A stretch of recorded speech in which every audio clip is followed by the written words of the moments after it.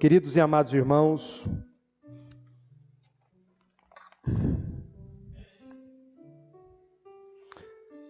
hoje eu quero trazer uma mensagem, uma pequena mensagem para os irmãos, num assunto que é bastante polêmico, num assunto que há muita divergência, um assunto que nós reformados cremos, e não somos a maioria entre os cristãos, que é sobre a segurança da salvação. Afinal de contas, ao sermos salvos por Cristo, podemos perder a salvação? O que a Bíblia diz sobre isso? E hoje eu quero expor aqui, através de alguns textos, eu quero deixar a Bíblia falar por ela mesma, para que nós, irmãos, saiamos daqui hoje com uma compreensão mais bíblica, e não de opiniões. Eu acho que é assim. Deixa o seu acho de lado, deixa ele aí quietinho, e depois você pega ele. Na saída você resgata o seu acho, se você quiser. Amém, queridos? Vamos ficar de pé? E abrirmos o texto sagrado em Romanos capítulo 8. Romanos capítulo 8, versos 29, nos diz: Porquanto aos que de antemão conheceu, também os predestinou, para serem conformes à imagem de seu Filho, a fim de que ele seja o primogênito entre muitos irmãos. E aos que predestinou, a esses também chamou. E aos que chamou, a esses também justificou. E aos que justificou, a esses também glorificou. Que diremos, pois, à vista dessas coisas? Se Deus é por nós, quem será contra nós? Aquele que não poupou o seu próprio Filho, antes, por todos nós, o entregou.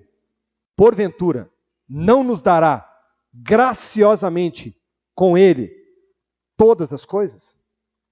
Quem intentará acusação contra os eleitos de Deus? É Deus quem os justifica. Quem os condenará? É Cristo Jesus quem morreu, ou antes, quem ressuscitou, o qual está à direita de Deus e também intercede por nós. Quem nos separará do amor de Cristo?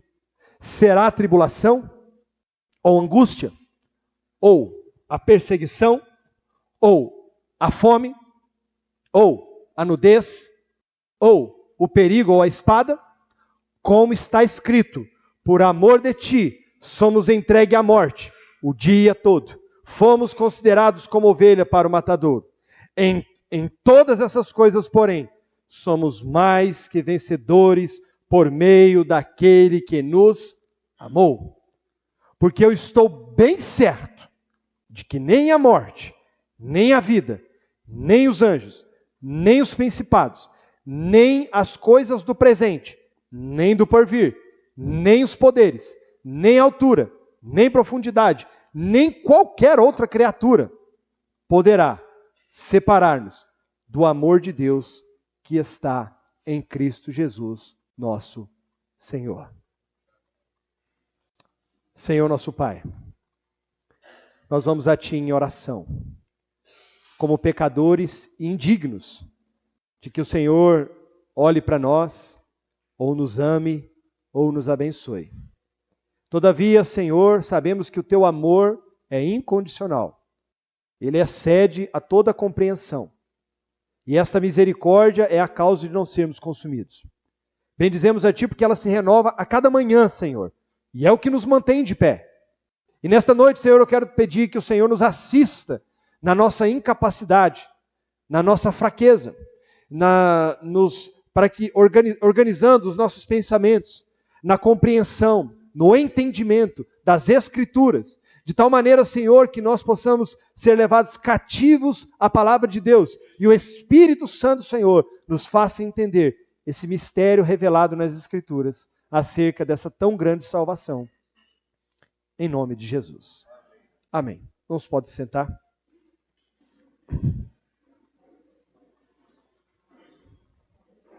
Amados, a carta de Paulo aos Romanos é um dos maiores tratados teológicos da história da igreja. É conhecido por alguns como o Evangelho segundo Paulo. É considerado por alguns teólogos o livro mais importante da Escritura. É considerado ainda por alguns estudiosos da Bíblia que se tivesse que escolher um livro, apenas um, para conhecer o máximo possível a respeito de Deus, esse livro seria a Carta aos Romanos. A Carta aos Romanos, o apóstolo Paulo começa no capítulo 1, apresentando o Evangelho, capítulo 1, versículos 16 e 17. O Evangelho é o poder de Deus para a salvação de todo aquele que crê, primeiro o judeu, depois do grego, porque nele se descobre a justiça de Deus, que é de fé em fé, pois o justo viverá da fé. Nesse mesmo capítulo 1, o apóstolo Paulo fala da depravação humana. No capítulo 2, o apóstolo Paulo fala que algumas pessoas tentam se justificar diante de Deus com as suas obras moralistas. E o apóstolo Paulo vai fazer uma comparação que tanto essas pessoas quanto os judeus que tentam se justificar diante de Deus pela lei estão no mesmo bojo diante de Deus. Tanto aqueles que tentam se justificar moralmente quanto aqueles que tentam se justificar pela lei, para Deus é a mesma coisa. No capítulo 3, o apóstolo Paulo praticamente chuta o balde e diz: todos pecaram e estão destituídos da glória de Deus. Não há quem busque a Deus, não há quem faça o bem, não há um homem só sequer. Todos se extraviaram, todos se distanciaram da presença de Deus. Então Paulo, ao apresentar esse grave problema, que parece insolúvel, ele no mesmo capítulo, ele começa a falar da gloriosa doutrina da justificação por meio de Jesus Cristo. O único que pode, então, salvar o homem é Cristo, por sua vida e obra perfeita, porque somente Cristo cumpriu toda a lei de Deus e foi perfeitamente santo. No capítulo 4, o apóstolo Paulo prossegue nessa linha de raciocínio, mas dando o exemplo de Abraão, que por crer, pela fé, foi-lhe imputada a salvação de Deus. Então, primeiro Paulo argumenta que o único meio é o homem ser justificado pela fé em Cristo, e aí ele ilustra isso no capítulo 4 e apresenta os frutos dessa justificação no capítulo 5. No capítulo 6, o apóstolo Paulo fala de uma nova vida em Cristo, agora justificado, transformado. E no capítulo 7, ele apresenta um grande dilema. Fomos salvos pela graça, por meio da fé, mas ainda somos pecadores, ainda cometemos pecado.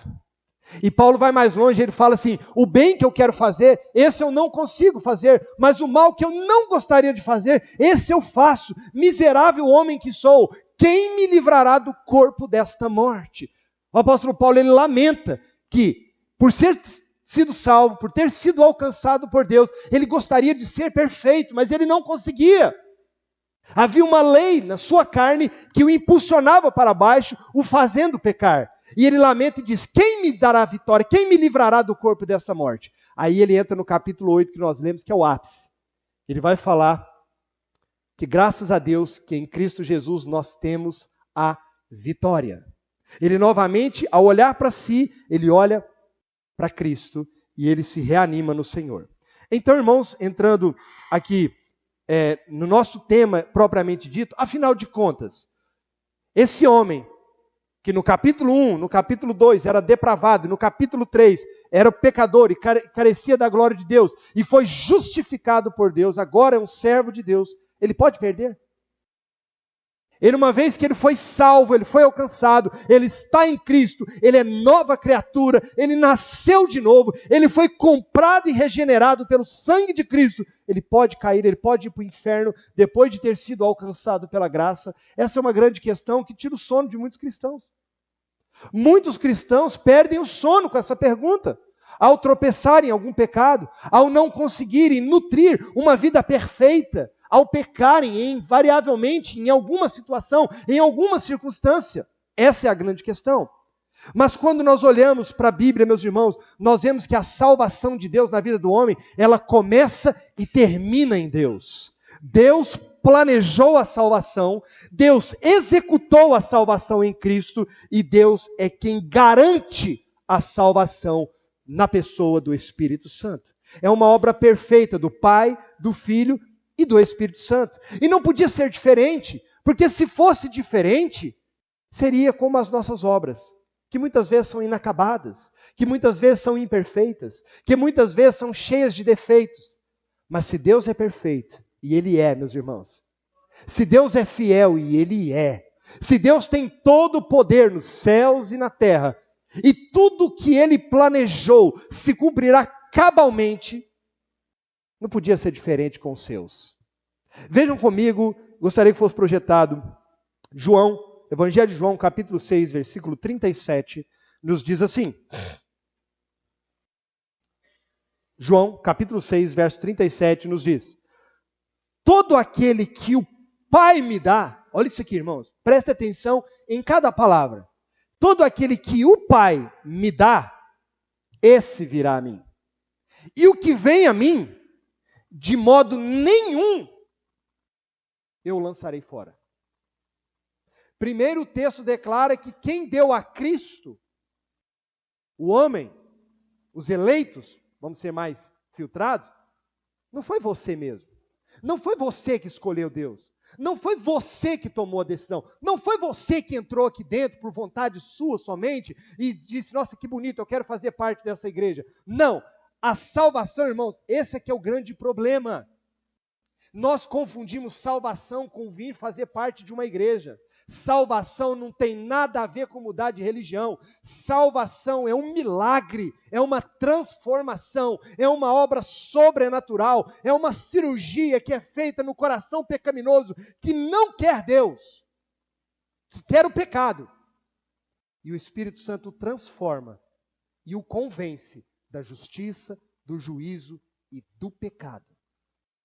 E faz dele uma nova criatura. Esses, quem são esses? Aqueles que o Pai deu a Jesus Cristo. Veja que o texto não diz que todos virão a Cristo. O texto é claro. Todo aquele que o Pai me dá, esse virá a mim. O Pai é aquele que elege. O Pai é aquele que escolhe. E de maneira nenhuma, aqueles que o Pai me der, eu lançarei fora. Vejam comigo João 6, versículo 44, ainda nesse texto. Ninguém, irmãos, prestem atenção, ninguém pode vir a mim, se o Pai que me enviou não o trouxer. E eu, olha a promessa, o ressuscitarei no último dia. Eu faço questão de não comentar esse texto, porque eu acho que ele está tão claro, que não preciso falar nada. 1 João capítulo 5, versículo 11 e 12. Queridos, há um livro inteiro na Bíblia dedicado a responder esta questão. É possível ter certeza de salvação? Primeira carta do apóstolo João responde essa pergunta. Ele fala, 1 João capítulo 5, versículo 11 e 12.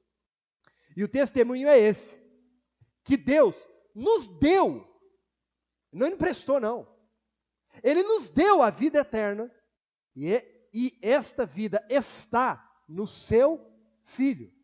Aquele que tem o Filho, tem a vida. Aquele que não tem o Filho de Deus, não tem a vida. A Bíblia é cirúrgica, irmãos. A Bíblia nos diz, isso é muito claro na palavra. Vejam comigo João, agora vamos voltar lá no Evangelho, capítulo 10, versos 27, que foi o texto que o pastor leu no começo, que eu acho que os irmãos não entenderam. Irmãos, isso aqui é para sair daqui hoje nas nuvens, exultante, glorificando o nome do Senhor. Olha esse texto que foi lido no começo do nosso culto. João 10, versículo 27.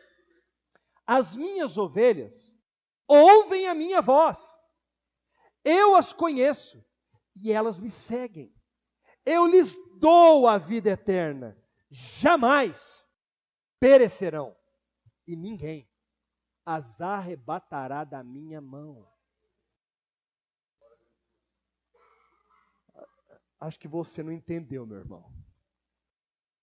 Cristo está falando das suas ovelhas. Quem são as ovelhas? Os salvos, os que foram comprados pelo sangue de Jesus, aqueles que Ele resgatou, que Ele pagou o alto preço. Quando Ele diz tetelestai, Pai, está consumado. Quando ele disse isso, ali ele pagou o preço, não para possibilitar que você tenha a possibilidade de salvação, mas para comprar você, irmão. Para pagar o preço por você, em especial por você. Nós lemos aqui 4 textos, podemos ler muitos outros para falar sobre isso. Mas nessa noite, eu quero ficar aqui, irmãos. Romanos, esse é o meu texto preferido, já falei, vou continuar falando. Romanos 8, versículo 29. Vamos ficar nesse texto aqui, para nós tentarmos entender a brilhante mente do apóstolo Paulo. O apóstolo Paulo, fora da curva, né? Extremamente inteligente, uma sabedoria, uma graça, uma unção, um poder do Espírito Santo. Vamos tentar entender o que Paulo está nos dizendo. Vejam comigo, irmãos, que nesse texto de Romanos, aqui o texto que nós lemos, existem 5 declarações, 5 pilares que demonstram que Deus garante a salvação dos seus servos. Então vejam comigo, primeira declaração, versículo 29. Porquanto aos que de antemão conheceu, esse é o primeiro pilar. Porquanto aos que de antemão, antes que o universo fosse criado, antes que todas as coisas viessem a existir, antes que Deus criasse sol, lua, terra, mar, a Bíblia diz que os nomes dos salvos já estavam escritos no livro da vida. O livro da vida não está sendo escrito. Em Apocalipse deixa isso muito claro. Que os que de antemão conheceu, antes que o universo existisse, Deus já conheceu, porque Ele conhece todas as coisas. E esse verbo usado no original, conheceu, é o mesmo verbo aplicado em muitos lugares na Bíblia, quando Deus vai falar do seu amor. Nós poderíamos dizer, aos que de antemão Ele amou. Por que eu posso ter certeza de salvação? Porque antes de você existir, antes de você nascer, antes de você estar na barriga da sua mãe, antes sequer dos seus pais pensarem em conceber você, Deus já havia amado você. Deus não amou você porque Ele viu as suas obras, porque você ia ser santo, porque você ia ser uma bênção, porque você ia ser um pregador. Ele simplesmente, como dizem a carta de Paulo aos Efésios, pelo beneplácito da sua vontade, porque Ele quis, porque Ele amou, louvado seja o nome do Senhor. A salvação começou lá, meus irmãos, ela não começou aqui no nosso tempo e espaço, ela começou lá na eternidade, quando Deus nos conheceu e nos amou, louvado seja o nome do Senhor. Esse é o primeiro pilar. Segundo pilar, versículo 30. Vamos ler o versículo 29 inteiro. Aos que de antemão conheceu, também os predestinou para serem conformes à imagem do seu Filho. Aí ele vai no versículo 30. E aos que predestinou, olha aí. Aos que predestinou. Ou seja, primeiro ele amou, primeiro ele conheceu. E então ele decidiu salvar. Irmãos, presta atenção uma coisa aqui, olhem para mim. Essa doutrina da predestinação há muita rejeição. Mas eu queria dizer uma coisa para você. Preste muita atenção, olhando aqui nos meus olhos. Se não fosse Deus predestinar, todos iam para o inferno por livre e espontânea vontade. Eu quero perguntar para você. Você queria ser crente? Você nasceu com essa vontade? Não. Pelo contrário. Muitos de nós odiávamos o Deus dos crentes. E por que estamos aqui? Porque Ele convenceu você. Porque Ele predestinou, Ele decidiu te salvar. Ainda que você não quisesse. Ele decidiu. Irmão, você é lindo demais. O segundo pilar é que a salvação não começou conosco, mas com Deus. É porque Ele predestinou, não porque Ele previu que creríamos, mas nós cremos porque Ele nos escolheu. Não porque Ele previu que seríamos santos, mas para sermos santos. Não porque Ele previu que nós teríamos fé, mas para termos fé. Não porque Ele viu que nós faríamos coisas boas, mas para fazer coisas boas.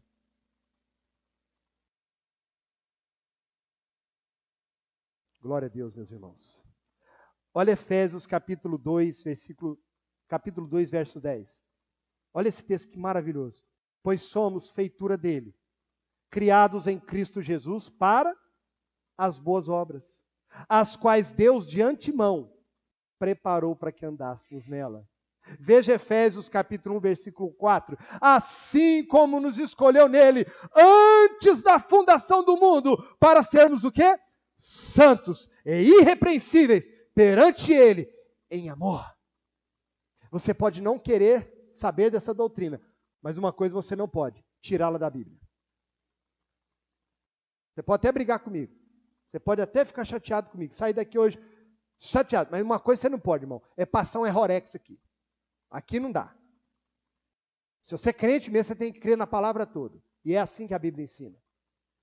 Terceiro pilar. Então, primeiro, Deus nos amou. Segundo, Ele nos predestinou. Terceiro pilar, versículo 30. E aos que predestinou, a esses também chamou. Quem fez isso? O próprio Deus. Então veja, irmãos, o chamado é uma vocação, é uma graça eficaz. Um certo dia da nossa vida, o Senhor veio ao nosso encontro e falou conosco como falou com Saulo. Saulo, Saulo, por que me persegues? E Saulo simplesmente caiu aos pés do Senhor e disse: Senhor, que queres que eu te faça? Queridos, é impossível que alguém chamado diretamente por Deus diga não.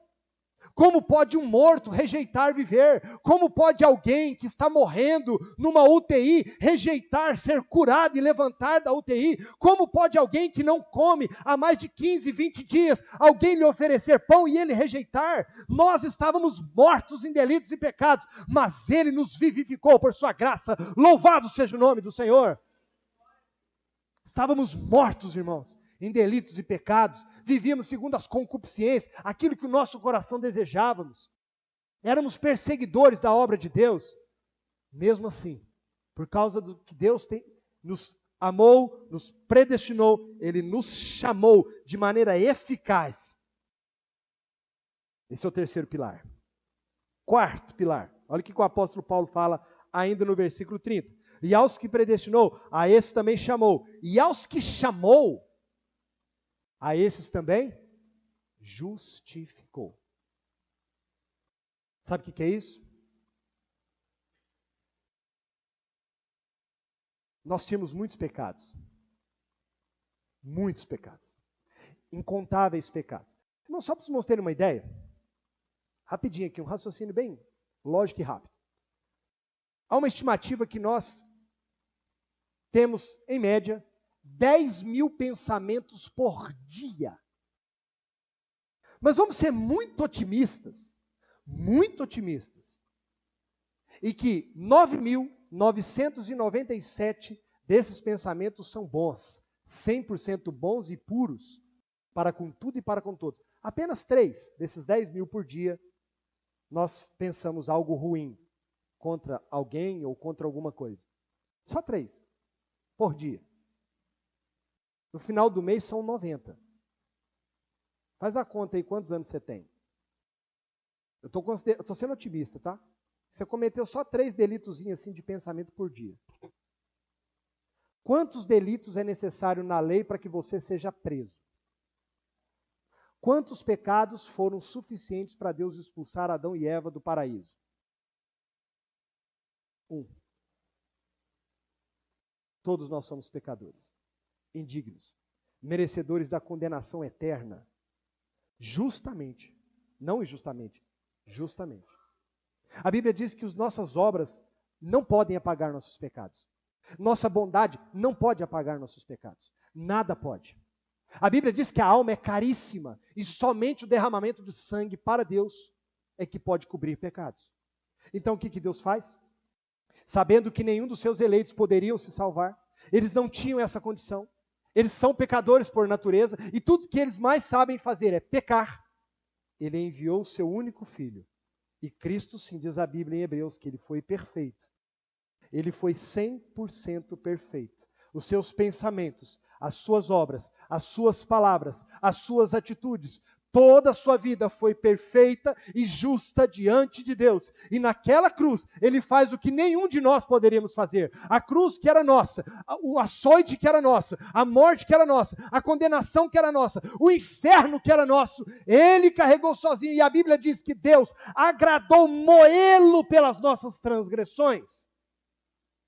Por quê? Agradou a Deus moer o seu próprio filho? Porque é isso que iria garantir a salvação daqueles que ele predestinou. Então, aqueles a quem Deus amou de antemão, Ele predestinou, Ele decidiu salvá-los.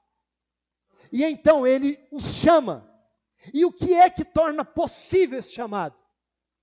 O preço que Jesus pagou na cruz. Você foi, irmão, justificado diante de Deus. Cada pecado, cada centavo que você devia, foi pago naquela cruz, por amor a você. Você foi declarado justo na maior e mais alta instância do céu. E é por isso que o apóstolo Paulo fala que nenhuma condenação há para os que estão em Cristo Jesus. O preço foi pago, tetelestai, cada gota do sangue de Jesus pagou cada pecado nosso para nos garantir a salvação. Esse foi o quarto pilar. Eu queria que fosse projetado 2 Coríntios 5, versos 19 e 21. Esse texto é muito especial. Deus estava, olha isso aqui, irmãos, em Cristo, reconciliando consigo o mundo, não imputando aos homens as suas transgressões, e nos confiou a palavra da reconciliação, de sorte que somos embaixadores em nome de Cristo, como se Deus exortasse por nosso intermédio, em nome de Cristo, pois rogamos que vos reconcilieis com Deus. Aquele que não conheceu o pecado, Ele o fez pecado por nós, para que nele fôssemos feitos justiça de Deus. Meus irmãos, nada pode nos justificar diante de Deus, a não ser Cristo Jesus, nosso Senhor. Esse foi o quarto pilar. E qual é o quinto? O último. Está no texto aí, versículo 30. Aos que predestinou, a esses também chamou. Aos que chamou, a esses também justificou. E aos que justificou, a esses também glorificou. Olha aqui, o que é glorificação? O céu. Glorificação é o céu, é morar no céu, é viver na glória com o Pai. Mas peraí, tem um trem errado aqui, ué. Ele está no passado. Glorificou. Será que o apóstolo Paulo não errou? Não tinha que ser, a esses também glorificará? O apóstolo Paulo não errou. É porque é tão certeza, é tão certo, que aqueles que o Pai predestinou, que Jesus pagou o preço, é tão certo que eles serão salvos, que o apóstolo Paulo fez questão de colocar no passado. Irmão, você está salvo pela graça de Deus, você vai morar com Ele no céu. Para Deus, você já está glorificado. É uma questão de tempo no espaço e na história. É uma questão de horas. Isso não é tremendo, irmãos? Muito bem. Esses são os 5 pilares. Mas esses 5 pilares, o apóstolo Paulo vai fazer agora 5 perguntas retóricas, com base nessas 5 declarações. Primeiro ele faz 5 afirmações. Agora ele vai fazer 5 perguntas retóricas, com base nessas afirmações que ele acabou de fazer. Vejam comigo. Versículo 31. Se Deus é por nós, quem será contra nós? Meu irmão, se Deus escolheu salvar você, se Deus chamou você, se Deus justificou você, se Deus glorificou você, quem impedirá? Quem poderá se interpor e impedir que isso aconteça? Essa é a primeira pergunta de Paulo. A salvação está garantida, irmão, não é no que você faz, não. Não é na sua performance, não é no seu braço, não é o tanto que você ora, não é o tanto que você vem na igreja, não é o tanto que você louva. Não. A salvação, meu irmão, você não vai poder chegar no céu e bater no peito e falar assim, foi difícil, mas valeu a pena, estou aqui. Não. Você vai chegar e cair aos pés do Senhor e dirá, Senhor, obrigado, Senhor, porque se não fosse o Senhor, eu nunca teria chegado, Senhor. Foi o Senhor que me sustentou, foi o Senhor que me guardou, foi o Senhor que lutou minhas batalhas. Irmãos, a salvação não tem nada a ver conosco, irmãos. Nós somos pecadores, indignos, depravados. Mas se Deus é por nós, quem será contra nós? Segunda pergunta que Paulo faz, retórica. Versículo 32. Aquele que não poupou o seu próprio filho, antes o entregou, não nos dará com ele todas as coisas. Sabe o que ele está falando para você, meu irmão, que ainda duvida da sua salvação? É que se Deus foi capaz de dar o próprio filho, Ele vai do maior para o menor. Como Ele não te sustentará? Como Ele não te guardará? Como Ele não te suprirá nas suas necessidades, nas suas dores, nas suas aflições. Ele já provou para você, dando o próprio Filho dele. Irmão, Jesus teve todos os motivos para abandonar aquela cruz sangrenta, acabar com aquilo. Mas ele não desistiu. Ele foi até o fim. Para garantir para nós, seus servos, que nada poderá nos separar do amor de Deus. Terceira pergunta retórica, versículo 33. Quem tentará acusação contra os escolhidos de Deus? É Deus quem os justifica. Quem vai ser louco?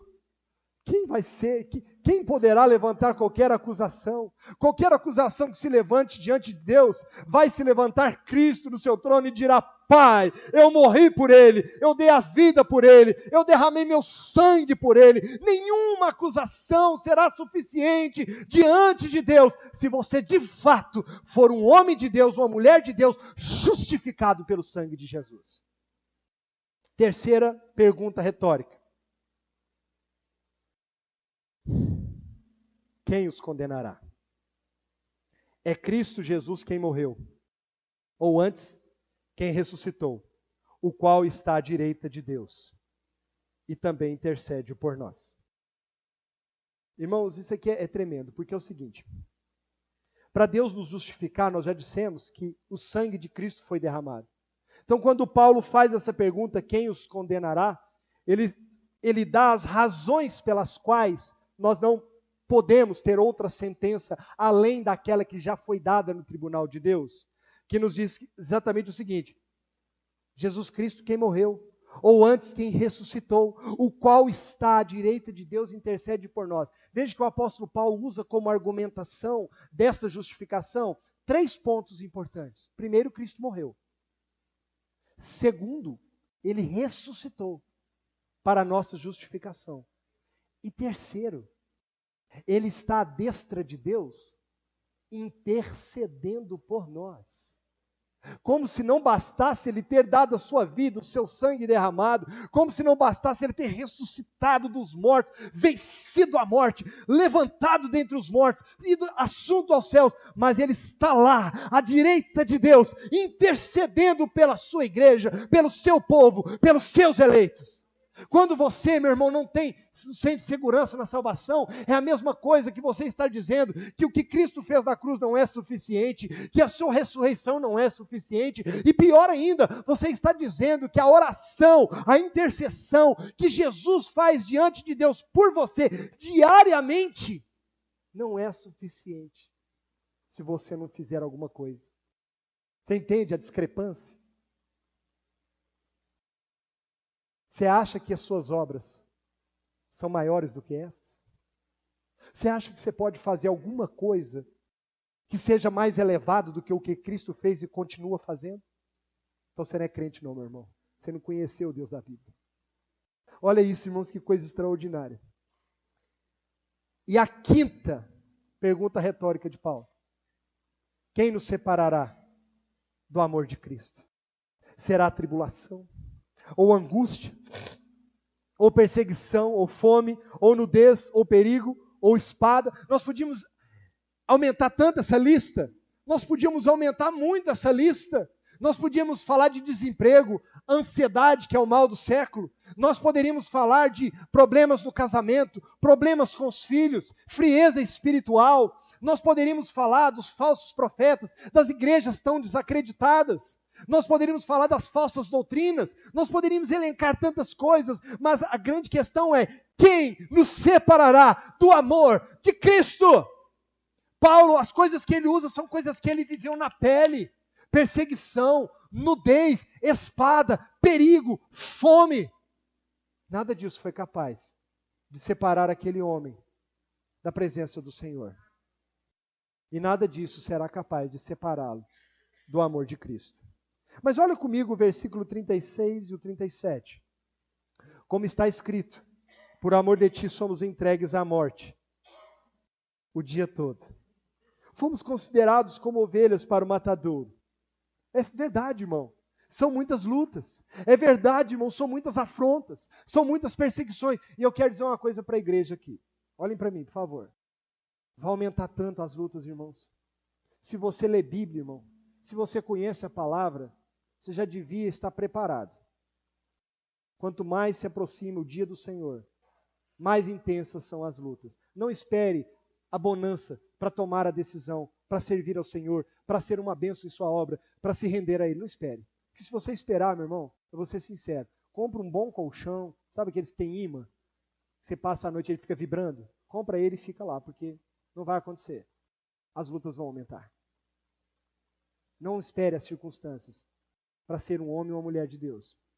Porque o texto fala, todos os dias somos levados à morte, considerados como ovelha para o matadouro. Mas em todas estas coisas, porém, somos mais do que vencedores por meio daquele que nos amou. Precisa de uma declaração maior do que essa? Por que você é mais que vencedor, irmão? Porque além das vitórias terrenas que Deus garante a você, você também entrará pelos portões celestiais com a bandeira da vitória erguida e ouvirá o Senhor te dizer: entra, bendito do Senhor. Por isso que você é mais que vencedor, irmãos, por aquele que te amou. Quem te garante não são suas obras, não é o seu empenho, mas aquele que te amou. Paulo argumenta isso aqui. E eu vou partir para o final agora, irmãos, versículo 38 e 39. O apóstolo Paulo vai apresentar situações diversas que poderíamos pensar nos fazer perder a salvação. Olhem comigo, 38 e 39. Eu queria, antes de ler, fazer uma pergunta para vocês. Leia esse texto e tente imaginar o pulsar do coração de Paulo. Porque eu estou bem certo, eu tenho certeza, eu tenho plena convicção. Nada muda isso na minha mente, no meu coração. Eu estou seguro de que nem morte, nem a vida, nem os anjos, nem os principados, nem as coisas do presente, nem do porvir, nem os poderes, nem a altura, nem a profundidade, nem qualquer outra criatura poderá nos separar do amor de Deus que está em Cristo Jesus, nosso Senhor. Eu quero te perguntar, Paulo tinha certeza ou não de salvação? Tinha ou não, irmãos? Absoluta.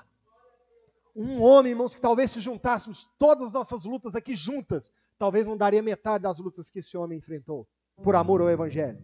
Mas ele tinha tanta certeza, ele tinha tanta convicção, que ele mesmo preso, ele encoraja a igreja: igreja, confie, nós vamos chegar lá, não esmoreçam, não retrocedam, não deixem ser tomados pela frieza, nossa salvação está garantida em Cristo Jesus. Mas talvez você pergunte assim: irmão Paulo, tem um trem errado aí. Porque se a salvação não perde, então não faz sentido eu me santificar. Não faz sentido nem eu vir na igreja. Se eu perco a salvação, não faz nem sentido, eu estou salvo. Então vou aproveitar minha vida, meus anos que me restam. Você pode se indagar isso.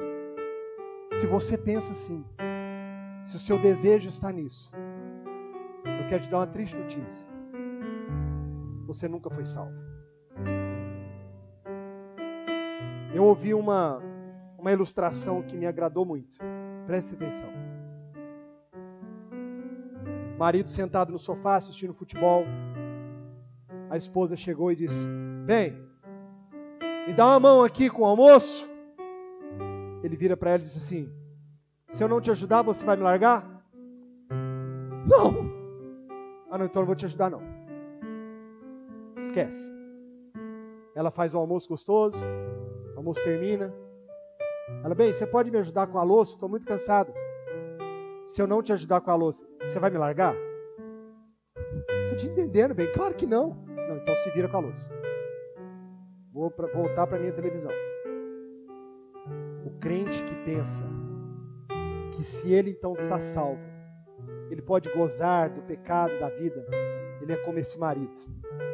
Ele tem uma relação com Deus de puro interesse, de troca. mesquinha, fútil, banal, material, carnal. Ele não conhece o amor de Deus. Ele não conhece o poder da cruz de Cristo. Ele não faz ideia do que foi feito por ele na cruz. Mas o inverso também é uma verdade. Quando de fato conhecemos a Cristo, nós queremos ser santos para agradar aquele que nos salvou. Nós queremos estar no culto, não é para receber a bênção, é para dar a Ele o nosso louvor, é para ofertar a Ele a nossa adoração. O verdadeiro salvo, irmãos, ele não vê a hora de chegar ao culto, ele não vê a hora de levantar as suas mãos e adorar o seu Senhor. Ele sabe que ele é um pecador, a sua vida estava indo direto para o inferno, mas Deus olhou para ele com amor e ele quer viver a sua vida em retribuição, em gratidão, em adoração ao Senhor. Assim foi a vida do apóstolo Paulo. Ele se derramou aos pés do Senhor, não para comprar a salvação, mas porque foi salvo. Irmãos, nada pode comprar Deus. Pare com isso, meu irmão. Pare com essa relação de troca, essa relação absurda. E renda-se a Cristo. Quais os dois perigos dessa doutrina na sua vida? Estou terminando, irmãos, não fiquem bravos comigo. Primeiro, uma falsa segurança de salvação. Você acha que está salvo e não está. E aí, Jesus vai dizer em Mateus capítulo 7 que muitos dirão naquele dia: Senhor, eu curei em teu nome, eu profetizei em teu nome, eu expulsei demônios em teu nome. E Jesus lhe dirá naquele dia: apartai-vos de mim, porque eu nunca conheci vocês que praticais iniquidade. Um grande perigo é você achar que está salvo, que está seguro, mas você nunca se converteu a Deus. Se você tivesse convertido, esse pensamento jamais passaria pela sua mente. E é você que talvez tenha uma falsa segurança de salvação. Eu quero dizer uma só palavra: arrependa-se e entregue a sua vida a Cristo, porque hoje essa palavra não veio até você à toa. É porque o Senhor tem um chamado na sua vida. O segundo perigo: a pessoa está salva, mas ela vive naquele estágio de medo. Será que eu sou salvo mesmo? Ah, meu Deus. E se Jesus voltar hoje? Eu não fui no culto, eu faltei na escola bíblica. O pastor falou para mim orar, eu não li. Esse é um grande perigo que muitos cristãos vivem. O inferno. Um dia eu estou salvo, uma hora eu estou salvo, outra hora eu não estou. Uma hora meu nome está escrito no livro da vida, outra hora ele pecou, o anjo foi lá e rabiscou o nome dele. Aí ele se arrependeu, o anjo foi lá, escreveu de novo o nome. Fica aqui, trem, tira nome, põe nome e vai. Que Deus é esse? Que vida é essa? Que obra insuficiente de Cristo é essa? Mas, irmão, eu quero dizer para você que todos nós, em certa medida, temos nossas falhas, temos nossos pecados. O fato de sermos salvos não quer dizer que somos perfeitos. Quer dizer que estamos em busca da santidade. Quer dizer que estamos em busca de agradar a Deus. Quer dizer que odiamos o pecado e cada vez que pecamos nos arrependemos e nos choramos aos pés do Senhor até que Ele venha e nos perdoe.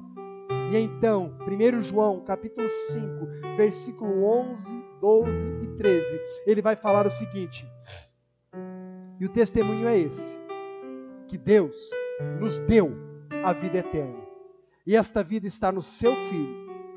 Aquele que tem o Filho tem a vida. Aquele que não tem o Filho de Deus não tem a vida. Estas coisas vos escrevi a fim de saberdes, de ter certeza e convicção de que tendes a vida eterna. A vós outros que credes em o nome do Filho de Deus. Eu quero ler um último versículo. 1 João, capítulo 5, versículo 18 e 19. 1 João, capítulo 5, verso 18 e 19 diz assim. Olha isso, irmãos. Sabemos que todo aquele que é nascido de Deus não vive em pecado. Não. Aquele que foi salvo, que é nascido de Deus, que é nova criatura, que foi comprado pelo sangue de Cristo, que passou pela porta estreita, não vive em pecado. Antes, aquele que nasceu de Deus o guarda, e o maligno não o toca.